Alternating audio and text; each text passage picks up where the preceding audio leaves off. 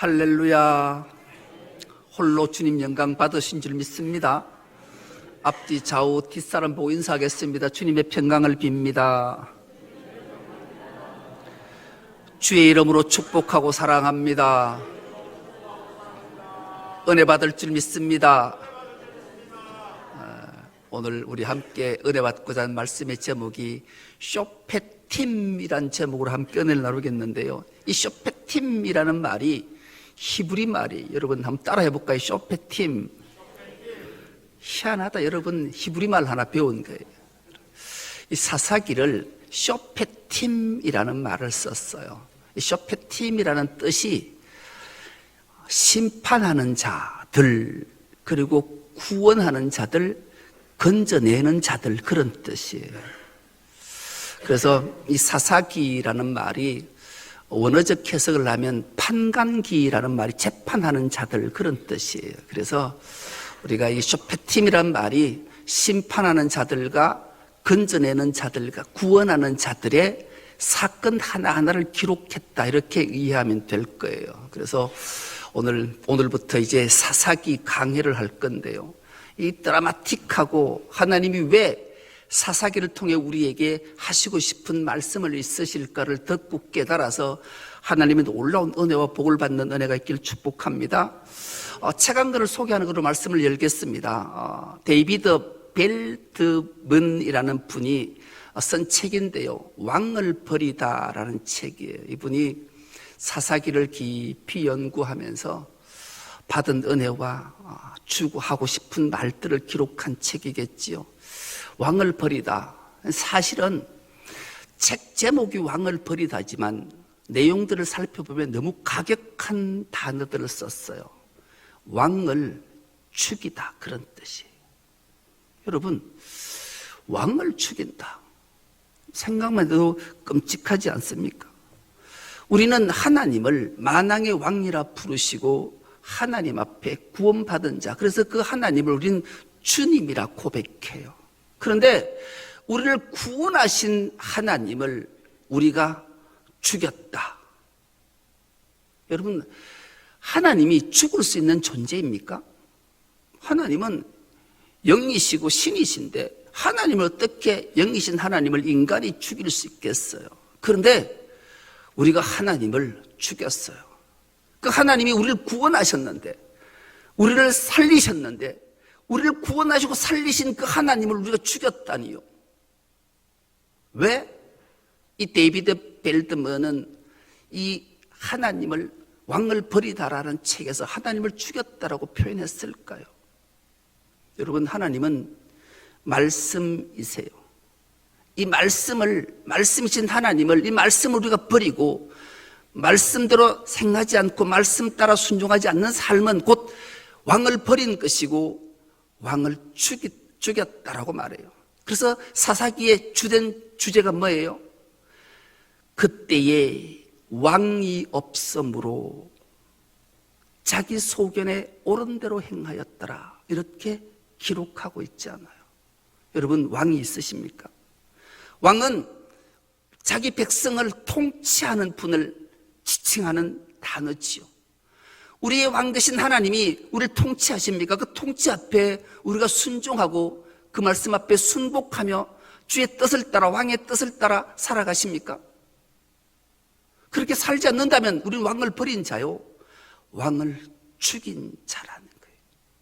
가격한 단어지만 오늘 이 시대가 그렇지 않을까요? 여러분, 성경에 가장 암울한 시대를 사사시대라 그렇게 말하잖아요. 사사시대를 이 책에서는 이렇게 표현했어요. 혼돈의 때다. 여러분, 하나님이 태초에 천지를 창조하신 목적이 뭘까요? 카오스, 혼돈 속에 있는 것을 하나님이 질서, 코스모스로 창조하신 거예요. 그 질서를 이 사사시대에 또 인간들이 혼돈의 때로 만들어 버렸다라는 거죠. 그러니 얼마나 하나님이 가슴이 아프셨을까요? 하나님이 구원한 하나님의 백성들이 하나님을 죽이다니요, 이럴 수가 있는가요? 그래서 이 책에서는 더 기가 막힌 단어 한마디를 쓰는데요. 가나안 족속보다 더 악한 괴물이 되었다. 하나님이 살리시고 하나님이 건지시고 하나님이 구원한 하나님의 백성이 가나안 원주민들보다 더 악한 괴물들이 되었다. 그래서 그들은 왕을 버리고 왕을 죽였다. 이렇게 기록하고 있는 거예요. 여러분, 우리는 왕을 버리거나 죽이지 않으셨는지요? 오늘 우리 사사기를 통해 다시 한번 우리가 말씀으로 천지를 창조하시고 우리를 지으시고 하나님의 영인 루아흐 성령을 우리 코에 불어넣어 생기를 불어넣어 생명이 되게 하셨고 우리를 살리시고 건지시고 구원하신 그 하나님을 왕으로 삼고 그 말씀 앞에 순종함으로 다시 한번 하나님의 구원하심의 놀라운 은혜에 감격하여 주의 성호를 찬미하는 은혜가 있기를 축복합니다. 오늘 본문이 이렇게 시작합니다. 요수아가 죽은 후에. 여러분, 우리는 요수아라는 이름을 주목해 봐야 돼요. 요수아라는 말은 직역을 하면 구원자예요. 여호와의 구원, 그런 뜻이잖아요. 여호수아, 예수아, 호세아, 예수 다 같은 이름이에요. 요수아는 우리를 구원하신 예수의 이름을 가진 자예요. 그 예수가 구원자가 죽은 후에 참 기막힌 말씀을 하잖아요. 우리의 구원하는 왕이 죽은 후에 얼마나 혼돈의 때가 시작되었는가를 알려주기 위해 첫 단어가 요수아가 죽은 후에 이렇게 기록하고 있는데, 요수아라는 인물이 누군가를 우린 잠깐 살펴봐야 돼요. 요수아는 자기가 주인으로 삼았던 인물이 하나 있었어요. 그 인물은 성경에 모세라 이렇게 말해요. 요수아 1장 1절이 시작할 때 어떻게 시작하는가?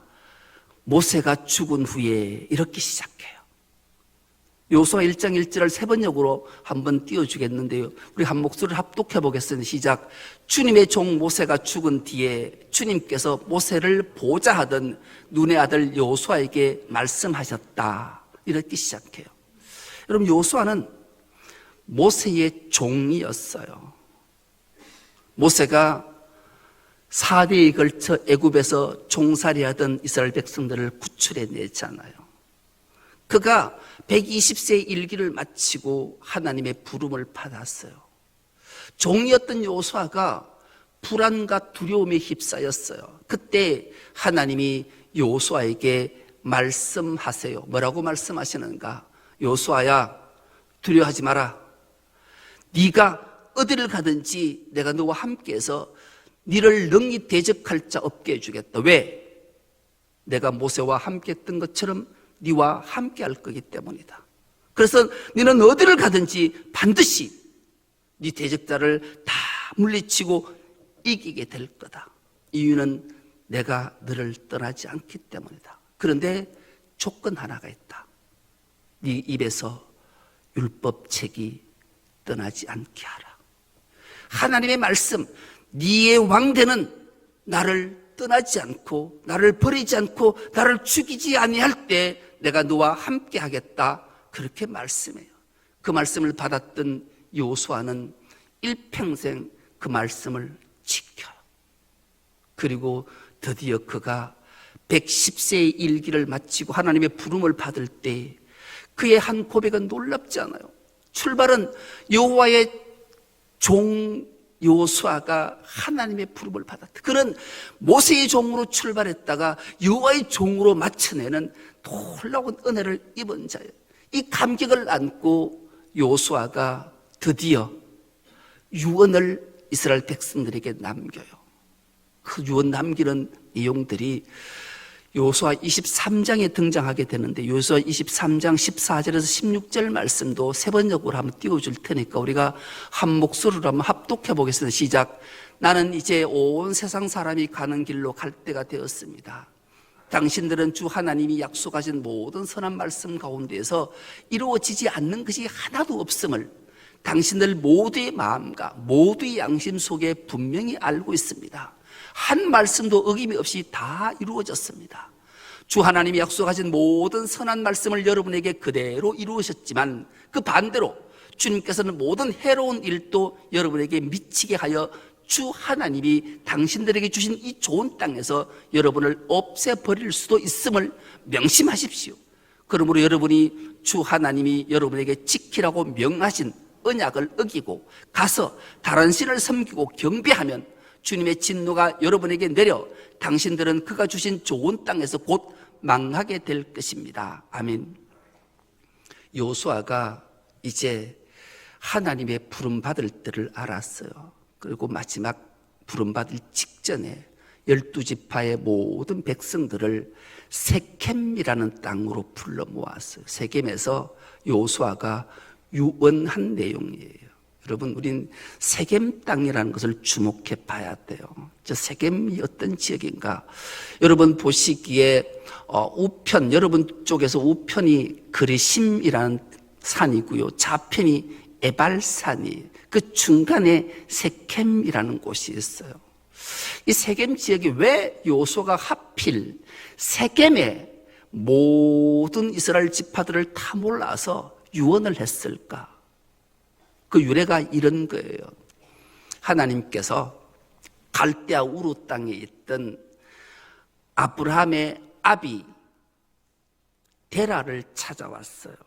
그리고 그에게 하나님이 그 땅을 떠날 것을 명하시지요. 그래서 데라가 그 땅을 떠나요. 떠날 때 데라에게는 세 아들이 있어서 처음에 아브람, 둘째 나홀, 셋째 하란, 이 세 아들을 뒀는데요, 이 세 아들 중에 막내 아들 하란이 아비 데라 앞서 죽었어요.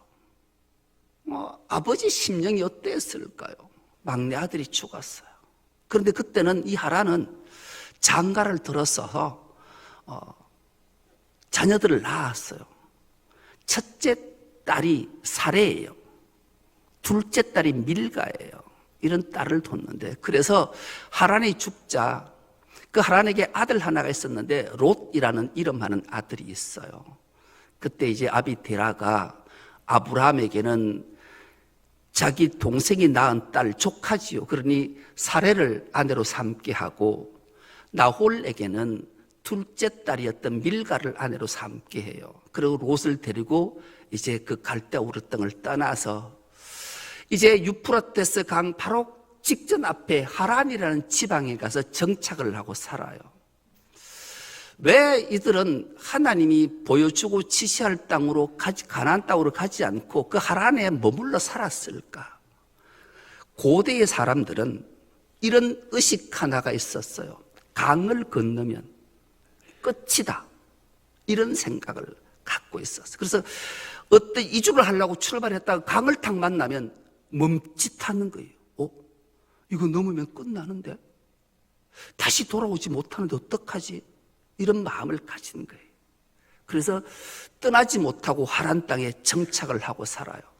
하나님은 분명히 데라에게 떠날 것을 명하셨는데 그곳에 머뭇하자 하나님이 데라 나이 205세에 하나님이 그를 불러가셔요. 데라 족보가 창세기 11장 후반절에 그렇게 딱 끝나면 창세기 12장 1절이 이렇게 하나님이 아브라함에게 말씀하시죠. 아브라함아, 너는 본토 친척 아비 집을 떠나 내가 내게 보여줄 땅으로 가라. 내가 너를 거민 민족으로 삼고 내 이름을 창대케 하리니 너는 복의 그늘이 될지라, 이렇게 말씀해요. 그제서 비로소 아브라함이 조카 롯을 데리고 그 유프라테 강을 건너서 가나안 땅으로 들어가게 돼요. 여러분, 오늘 우리가 시작할 때 히브리 말 하나 배웠잖아요. 쇼페팀이라는 말을 배웠는데, 이 히브리라는 말의 뜻이 강을 건넌 사람들, 그런 뜻이에요. 히브리인데 하나님께 부름을 받았던 갈대아울에 살았던 아브라함이 유프라테스 강을 탁 건너자 그 조상들의 이름을, 별명을 히브리인이다 이렇게 강을 건넌 사람들이. 그는 다시는 돌아오지 못할 강, 하나님 나라를 향해 강을 건넌 자들, 그 여정이 아브라함은 모든 민족의 조상이 되는 놀라운 복을 받고 가나안 땅으로 들어가서 가장 먼저 정착했던 곳이 오늘 여호수아가 모든 이스라엘 백성들을 불러 모아서 유언을 남겼던 저 세켐이라는 도에 도착해요. 처음으로 아브라함이 저 세켐에 도착해서 세켐 상수리 나무 아래에서 처음으로 제단을 쌓아 예배를 드렸다, 그런 말이에요. 의미가 놀라운 의미잖아요. 세월이 훌쩍 지났어요. 아브라함은 이삭을 낳고 이삭은 에서와 야곱을 낳았어요. 야곱은 끊임없이 하나님의 축복을 사모했어요. 그래서 아비를 속이고 형을 속였어요. 도망길에 올랐어요. 루스라는 곳에 도착해서 잠을 잤어요. 거기서 하나님을 만나요. 하나님의 놀라운 축복의 약속을 믿고 붙잡았어요. 그래서 자기가 베고 잤던 돌을 세워서 기름을 붓고 그곳 이름을 루스라 하지 않고 이제는 벳엘이라 하리라 명칭했어요. 그리고 우여곡절을 끊고 20년의 세월이 지났어요. 하나님이 많은 복을 주셨어요. 그 복을 안고 돌아오는 길에 베델에 정착하지 아니하고 세켐이라는 곳에 갔어요. 번영한 도시였어요. 그곳에 살려고 그곳을 장막을 치자 하나밖에 없는 딸 디나가 그 세켐 마을을 구경하러 다니다가 세켐의 주장 아들에게 성폭행을 당했어요. 얼마나 가슴 아픈 일이냐고요. 그래서 분노했던 그 오빠 시므온과 레위가 칼을 쳤어요. 그래서 그 세켐의 모든 남자들을 다 척살했어요. 도륙했어요. 그곳이 세켐이에요. 세월이 훌쩍 지나요. 사사기 6장에 가면 기드온이 등장해요. 기드온도 하나님의 놀라운 은혜를 입은 자잖아요. 그 기드온이 아들만 70명을 뒀다 성경은 기록해요. 그랬으면 그 기드온이 마지막 실수한 것 중에 하나가 이 세켐에 있는 여인 하나를 만나는데 그 여인을 성경은 첩이라고 이렇게 말해요. 그 첩을 둬서 아들 하나를 낳게 되는데 그 아들 이름이 아비멜렉이다, 이렇게 성경이 기록해요. 그 아비멜렉이 기드온이 죽자 그 기드온이 70아들을 다 반석에서 죽여요. 그리고 자기가 왕이 되잖아요. 그때 구사일생으로 살았던 요담이라는 아들 하나가 있었어요. 그 아들이 세켐에 가서 그 유명한 요담 우화를 말하잖아요. 세켐의 주민들아 들으라. 어느 숲에 나무들이 있었다. 유대인들에게는 유명한 나무 세 나무가 있었어요. 가장 먼저 감람나무, 무화과나무, 포도나무, 이스라엘의 3대 나무예요. 그들에게 왕이 되어달라고 말했을 때 다 거부했다. 그런데 가장 쓸모없고 하찮은 아카시아 나무에게 가서 왕의 요청을 받았더니만 자기가 아카시아가 무슨 놈의 그늘이 있겠냐고요. 근데 왕을 삼았다. 그가 바로 아비멜렉 세켐에 있었던 인물, 세켐 출신. 그 세켐에 여호수아가 모두를 불러놓고 그렇게 말하는 거예요. 내가 너희에게 마지막으로 유언한다. 유언할 것은 이거다. 너희 조상을 기억하냐? 너희 조상 아브라함이 이 땅에 정착하기 전에 갈대아우르에서 있었다. 그때 갈대아우르 땅에는 많은 우상들이 있었다. 우리 조상이 처음 섬겼던 그 우상 너희가 섬길래? 아니면 이 가나안 땅에 우상이 만연하다. 그 이전에는 너희 조상 하나님이 모세를 통해 건져내셨던 그 애굽에 기막힌 우상들이 있었던 걸 너희가 안다. 너희가 섬겼지 않냐? 그 우상을 섬길래? 아니면 이 가나안 땅에 이제 너희가 성을 쌓지도 않았지만 가실나무를 심지도 않았지만 온갖 부유한 것 다 누리게 한 신들이 있다. 대표적인 신이 바알이다.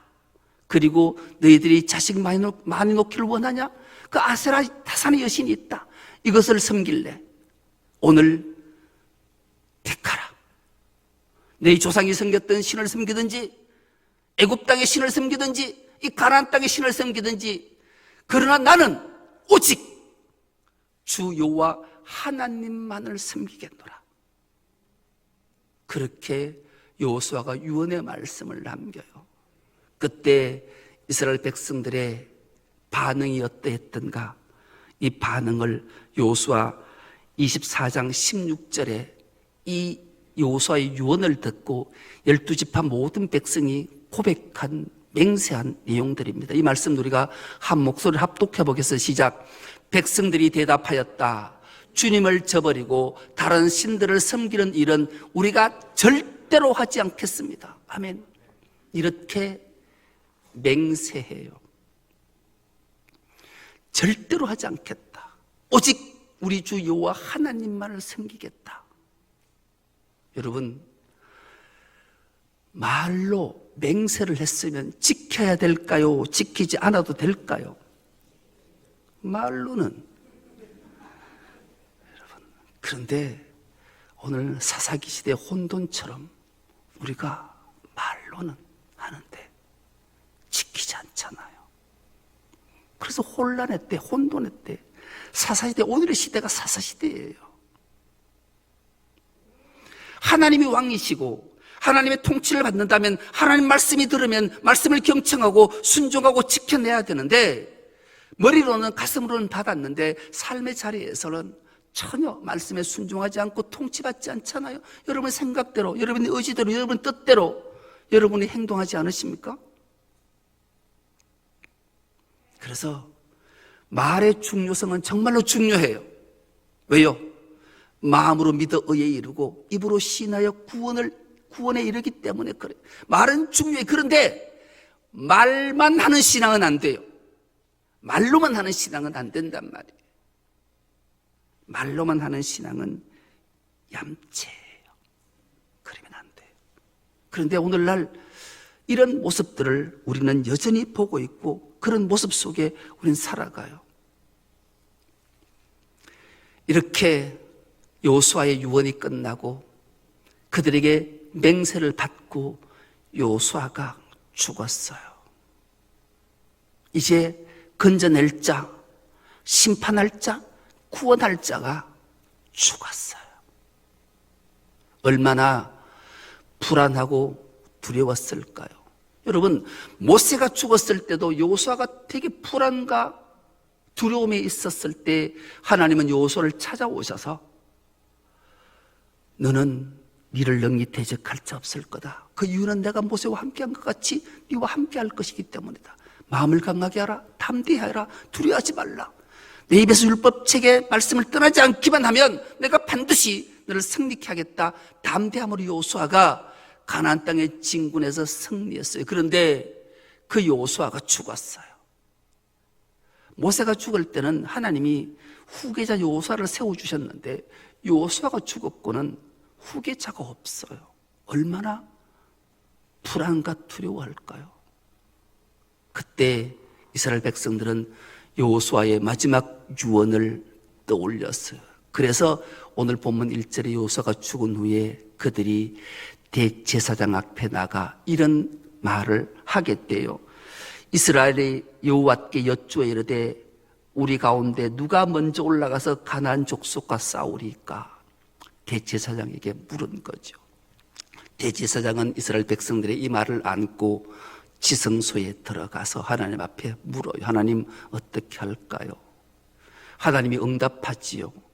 유다가 먼저 올라갈지니라. 여러분, 하나님의 놀라운 은총의 말씀 아니겠습니까? 여러분, 왜 하필 대제사장이 성소에 지성소에 들어가서 하나님 이 가나안 족속과 싸워야 되는데 어느 지파가 가장 먼저 올라가는 게 좋겠습니까? 물음 앞에 하나님이 대답은 유다가 올라가라. 유다가. 왜 유다가 올라갈까요? 12지파의 장자권은 르우벤이에요. 둘째 아들은 시므온이에요. 셋째 아들은 레위예요. 넷째 아들이 유다인데 왜 하나님이 유다 보고 올라가라고 말씀하셨을까요? 서두에도 잠깐 말씀드렸듯이 르우벤은 아비의 침상을 더럽힌 자, 장자권을 상실한 자예요. 두 번째 시므온과 레위는 세켐에서 그 칼로 모든 생명을 도륙해서 그들조차도 장자권을 잃어버렸어요. 마지막 네 번째가 유다였던 거죠. 유다는 그 심성이 올곧기 거지없었어요. 하나님 말씀 앞에 되게 순종한 인물 중에 한 명이었잖아요. 왜요?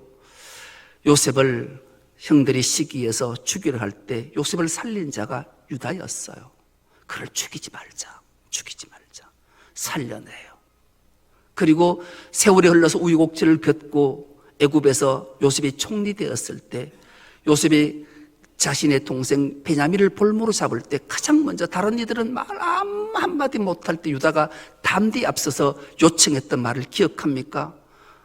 주인이시여, 총리시여, 베냐민을 볼모로 잡지 않고 나를 나를 종으로 삼으시고 베냐민을 놓아주셨으면 좋겠습니다. 이렇게 자기를 헌신하고 희생했던 인물이 유다였어요. 그래서 야곱이 마지막 하나님의 부름을 받을 때 12아들을 축복할 때 유다에게 놀라운 축복을 하게 되잖아요. 유다는 강성할지다. 많은 사람들로부터 존귀함을 받을 거다. 그 홀이 내게 떠나지 않을 거다. 유다에게 놀라운 축복을 하게 돼요. 그래서 유다는 모든 형제에게 칭송을 받고 경배를 받고 부요하고 풍요로운 삶을 살 거다. 하나님의 이름으로 축복했던 인물이 유다였어요. 정말 유다는 그 강력한 돌 왕권을 가지고 왕의 영광을 위엄을 가지고 이 땅을 구원하러 오신 예수 그리스도가 그 혈통을 통해 이 땅에 오신 사건을 우리는 기억하게 되는 거죠. 그렇게 유다가 올라가서 가나안 족속을 쳐요. 배색에서 물며 1만 명을 죽이고 성들을 빼앗기 시작하는 거예요. 그리고 그 유명한 유다 지파의 한 인물을 우리 기억합니다. 갈렙이라 이름하는 자지요. 그 갈렙이 헤브론을 점령하잖아요. 여러분 헤브론 땅을 기억하십니까? 헤브론은 후일 다윗이 유다의 2대 왕으로 등극할 때 헤브론에서 왕으로 등극하잖아요. 지금도 헤브론에는 그 유명한 막벨라 굴이 있어요. 아브라함의 무덤이 있는 장소이기도 하죠. 그 헤브론은 아낙 자손들이 살았어요. 아낙 자손들은 우리가 기골이 장대한 인물들이잖아요. 처음으로 출애굽해서 가나안 땅을 두루 살피러 갔던 정탐꾼들이 돌아와서 보고했던 내용을 기억하십니까? 우리가 아낙 자손을 봤다. 그들이 헤브론을 거주했던 자들이에요. 그들을 향해 보고 그들은 거인이고 우리는 메뚜기 같다라고 고백했던 그곳을 유다 지파의 갈렙이 쳐서 물리치게 되고 그곳에 세세와 아이만과 달메를 죽이고 헤브론을 차지하는 놀라운 역사를 만들어냈던 사실들을 우리는 기억하게 돼요. 이렇게 유다의 눈부신 활약으로 드디어 가나안 족속을 물리치게 시작된 거예요. 여러분 이 소문이 12지파에게 낯설까요? 안 낯설까요? 낯서요. 그런데 놀랍게도 이제 다음 주부터는 드디어 혼돌이 시작되는 아픔의 역사들이 생겨나는데요. 하나님의 통치를 받지 않아요. 이 소문을 들었으면 우리도 힘을 북끈 가지고 그래 우리도 하나님 말씀에 순종해서 나가면 가나안 7족속을 몰아내고 하나님 약속하신 땅을 얻겠다. 이런 말들을 이런 마음들을 가져야 되는데 웬일인지 그들은 하나님의 말씀을 순종하지 않아요. 그 말씀 앞에 순종하지 않고 변질되기 시작해요. 결국 그들은 가나안 원주민들을 쫓아내지 않고 그들을 종으로 부리기도 하고 그들의 미모와 멋짐에 반해서 그들과 혼인하기 시작하게 됐죠. 결국 그들은 바알과 아세라를 섬기게 되는 엄청난 죄악을 저지르게 돼요. 왕을 버리고 왕을 죽이고 자기가 왕된 삶을 살기 시작하는 이 이스라엘 백성들에게 하나님이 진노하신 거죠. 그래서 이방 나라를 들어서 끊임없이 그들에게 고통을 주고 고통을 받으면 그들이 하나님께 부르짖어 참회하고 회개하면 하나님이 그들을 또 사사를 세워서 건져내신 역사가 끊임없이 이루어지는 거예요. 왜 이런 무한 반복이 일어났을까요? 오늘날도 우리도 마찬가지가 아닐까요? 우리가 사는 이 세상은 죄 지을 수밖에 없는 환경 속에 노출되어 있어요. 죄를 짓지요. 아니, 실수할 수 있지요. 잘못할 수 있어요. 죄악을 범할 수 있어요. 그럴 때 우리가 어떤 모습을 취하나요? 아이, 나는 괜찮아. 어쩔 수 없이 그랬어. 아니, 그럴 수도 있지. 어쩌라고? 이렇게 반응하고 있지는 않으십니까? 이만하면 나는 괜찮아. 그 자리에 어쩔 수 없이 갔어. 아니, 주일 성수 안 할 수도 있지. 직분 안 감당할 수도 있지. 뭐 그거 가지고 그렇게 그래. 유별나게 그러래. 아니, 그래, 안 지켰다 어쩔래? 이러지 않습니까? 이 혼돈 속에 오늘 하나님이 우리에게 말씀하시는 거예요. 우리가 하나님의 은혜와 긍휼과 자비로 용서함 받고 구원받아 하늘 백성 된 자입니다. 하늘 백성은, 천국의 백성 된 자는 천국의 주인이신 하나님을 왕으로 삼고 그분의 통치를 받는 자의 삶을 살아가는 자예요. 이 통치를 거부하면, 왕을 버리면 우리에게 하나님 어떤 진노가 임한 것을 기억하셔야 돼요. 그래서 우리는 다시 한번 이 사사기를 통해 이 혼란의 때에 질서이신 하나님, 만왕의 왕 되신 하나님을 부여잡고 그 말씀 앞에 순종해서 승리의 삶을 살아가는 우리 모두가 될 수 있기를 간절히 기도합니다. 하나님, 고맙고 감사합니다. 복된 주일 허락해 주시고 하나님 앞에 예배자로 서게 하시니 감사합니다. 우리 모두가 하나님을 왕으로 삼고 그 통치 앞에 순복하며 살아서 하나님 내려주신 놀라운 은총과 복을 다 받아 누리는 주의 백성들 되게 하여 주옵소서. 감사드리오며 예수님의 이름으로 기도드리옵나이다. 아멘.